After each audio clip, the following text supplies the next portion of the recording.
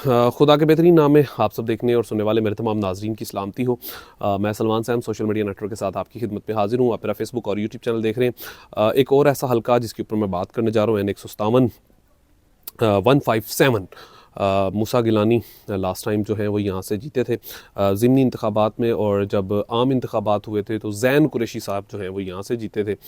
तो फिर इस्तीफ़े मंजूर होने के बाद वहाँ पर दोबारा ज़िमनी इंतखाबात हुए तो यहाँ पर महर बानो साहबा जो है शाह महमूद कुरैशी साहब की बेटी, उन्हें यहाँ पर शिकस्त हुई थी। तो उस वक्त मैं थोड़ा सा आपको बैकग्राउंड बता दूँ तो उस वक्त जो यहाँ पर शिकस्त की जो वजह थी वो यही कहा जा रहा था कि शाह महमूद कुरैशी साहब का जो अपने घर के लोगों को ही टिकट देने की वजह से, और ख़ास तौर पर अगर मैं मूसा गिलानी की बात करूँ तो उस दफ़ा ज़िमनी इंतखाबात और उस दौरान मूसा गिलानी का एक वर्क जो था वो भी बड़ा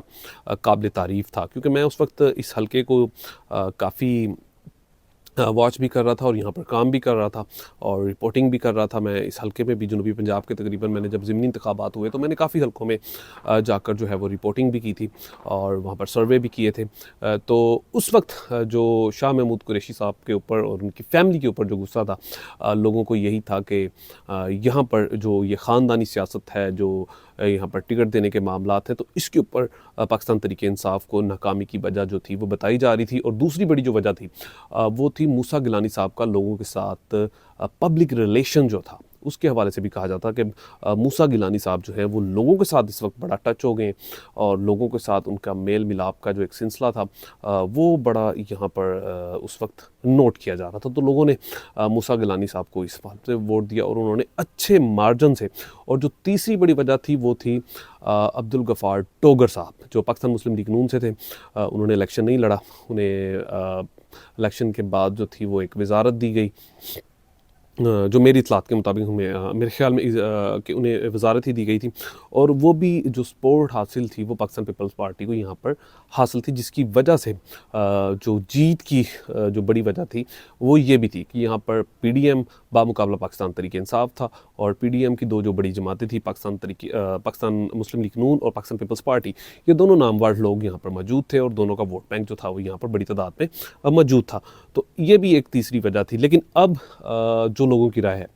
वो बहुत ज़्यादा मुख्तलिफ है। N 157 अब इसलिए भी बड़ा अहम हो जाना है क्योंकि जो तकलीफ़ शाह महमूद कुरैशी के ख़ानदान ने पाकिस्तान तहरीक इंसाफ के लिए उठाई है और लोग ये यकीन नहीं कर रहे थे, और आखिरी वक्त तक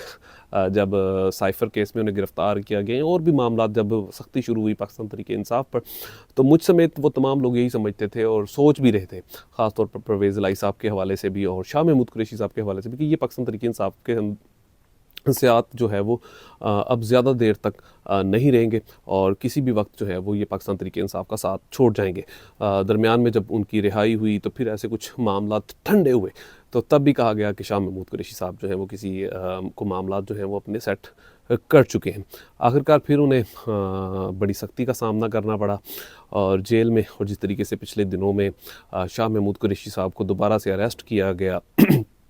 और उनकी उम्र का भी, और ख़ास तौर पर जिस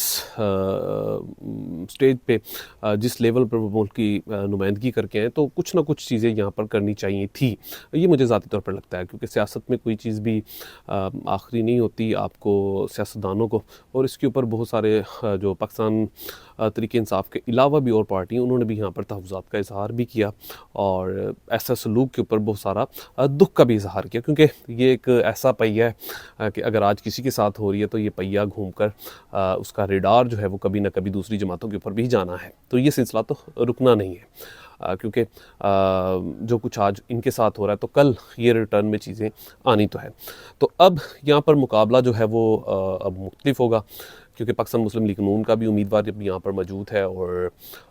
पाकिस्तान पीपल्स पार्टी का भी और पाकिस्तान तहरीक इंसाफ का। पाकिस्तान तहरीक इंसाफ के लोगों के अभी तो कागजात जो है वो रिजेक्ट हो चुके हैं। अगर हाई कोर्ट के मामलात पे अगर बात करें तो मुझे ज़ाती तौर पर लगता है कि बहुत सारी चीज़ें, इतना बड़ा बोझ जो है वो अदालतें अपने ऊपर कभी नहीं लेंगी। कहीं ना कहीं रिलैक्सेशन जो है वो पाकिस्तान तहरीक इंसाफ को